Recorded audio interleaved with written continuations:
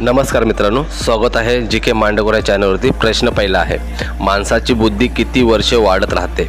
ए 35 वर्ष, बी 30 वर्ष, सी 50 वर्ष, डी 40 वर्ष।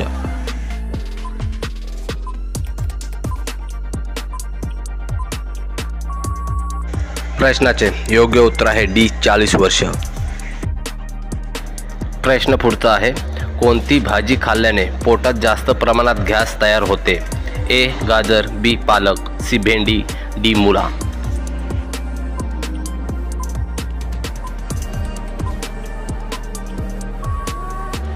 प्रश्नाचे योग्य उत्तर आहे डी मुळा। प्रश्न आहे, माणसाने एका दिवसात किती लिटर पाणी पिले पाहिजे? ए 8 लिटर, बी 3 लिटर, सी 9 लिटर, डी 5 लिटर। मित्रांनो, व्हिडिओ आवडल्यास तर चॅनलला सबस्क्राईब आणि व्हिडिओला लाईक करा।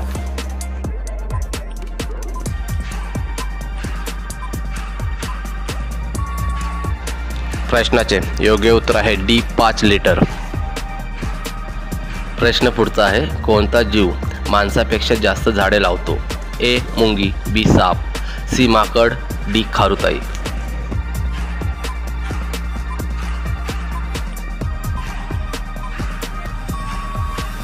प्रश्नाचे योग्य उत्तर आहे डी खारुताई।